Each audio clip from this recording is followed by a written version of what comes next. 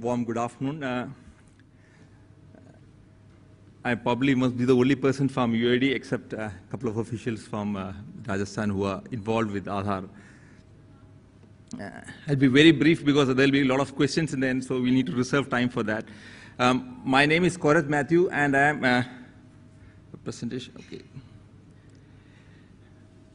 And I am Senior Project Coordinator at UIDAI. I will quickly run through, because this whole topic is about financial inclusion. A lot of questions which had come up, which probably I can take subsequently. I'll cover the presentation with respect to financial inclusion part. So just a brief about what is Aadhaar. It's a unique identity number. It is for all residents. It does not guarantee a citizenship, but only guarantees an identity. And it is very easy to authenticate. Online authentication is very easy and very cost effective. And the privacy of data, especially the biometrics, is protected. Briefly, that is what I wanted to say about Aadhaar. What are the information collected? The Know Your Resident data, which is very valid for opening a bank account. Photo and address verification is required. 10 fingerprints and iris. This is a data which is going into the data center, the CIDR, which is the data repository, where we use it for deduplication. A couple of quick achievements which he had since it started. The largest biometric database, say around 25 crores plus, around 28 crores already enrolled, almost 100% perfection as far as deduplication is concerned. Online identity anywhere, anytime. So we've been able to pilot it very successfully in our applications, and we've been able to get on the online authentication from the remotest corners of the, let's say Kakinada, where the public distribution system is effectively functioning. The authentication process itself is 200 milliseconds, and depending upon the network. So it's a very quick action. You may not be able to speak on the phone, but you'll be able to authenticate. That's what I'm trying to say. It's only 2 kbps of data which goes there. Superior technology, smart cards, I can elaborate later. It's a financial address, effectively, if you look at from, for every Indian. And aapka paisa, aapka haath, or let's say, aapka ration, aapka haath. This has been proved beyond doubt. And a lot of articles are there. I saw in eGov and magazine also articles are there. I don't need to mention what are the financial benefits. Portable. That's again a thing. Most of the financial inclusion, there are a lot of business correspondence models there, but none of them are portable. Here it is a anywhere, anytime, from anywhere to anywhere. Like for example, you can take money from, even if you are a business correspondent of any particular bank. But I'll come to that specifically later. First, let me explain what is the Aadhaar-enabled accounts, then I'll talk about portability.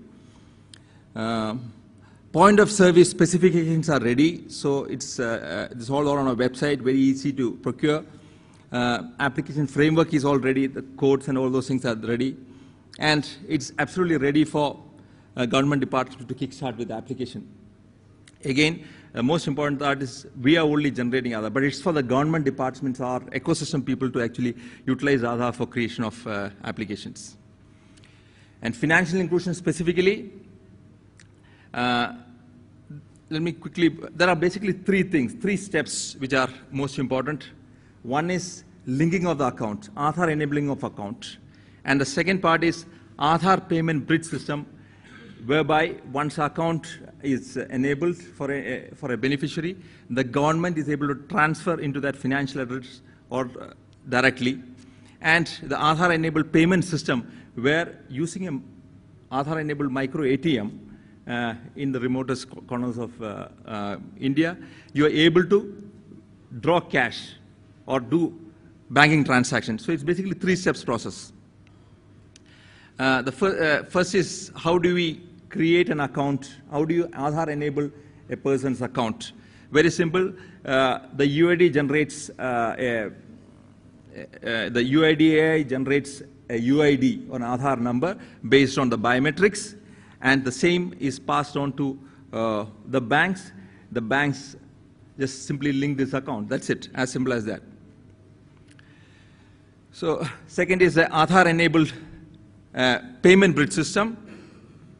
Here, what is APPS? It is some sort of a mapping provided by the National Payments Corporation of India.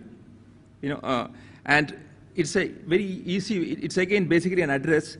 So once an Aadhaar-enabled account is there, you should be able to transact into the account. Today we have a comparable model in the form of Visa card to Visa card. Card-to-card transfer is there. So you don't have to put the IFSC code there. You can transact between card to card. You can have mobile to mobile. So it's something like that. It's very easy to understand from that perspective because you have a unique ID. So you'll be able to transact between the unique address to unique address. Who are the stakeholders? There's no doubt. Besides the government organization, the citizen is one of the biggest stakeholder. And why ABPS? Because you should be able to quickly transact. Today, if a NREGA payment is to reach a beneficiary, it has to move from the central to the government to the district, and it takes a long time. Here it is a direct transfer. So direct cash transfer comes out of that. I'll skip this little complicated slide. Again, a 1-minute guide to how to enable Aadhaar payment bridge. The second part is the Aadhaar-enabled payment system, where we are able to disburse money to the beneficiary or do banking transaction through our micro ATMs. That is Aadhaar-enabled payment system. How is it different from other micro ATMs? How is it different from other micro ATMs is that there are, as you know, there are already business correspondents engaged by many banks. But these banks collect biometrics and the micro ATMs function on a one-to-one basis. They can only transact with that particular bank. So if it's a business correspondent of SBI, he can only transact with the SBI bank account. He can't take money from Union Bank of India or Canara Bank.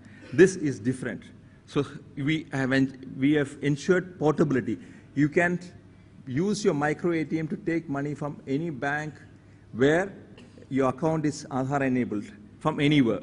So if you let's say when you're getting ration from a particular public distribution fair price shop, the person who's getting that benefit can go to any fair price shop. As of now, it's not like that. You are attached to a particular PDS shop.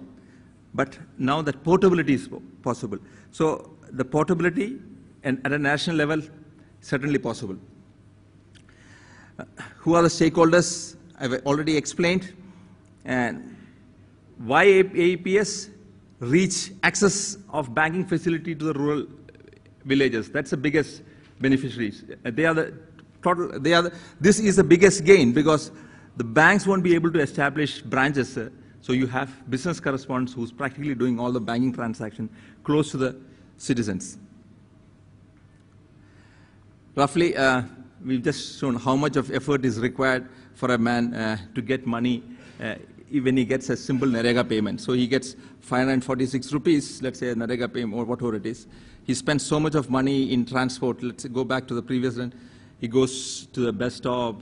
The whole day's transaction is spent. And this simple way of able to do transactions close to him makes individual. We are talking about other savings. The eGov magazine talked about other savings in the form of leakages, etc., which is well known. I don't want to elaborate that.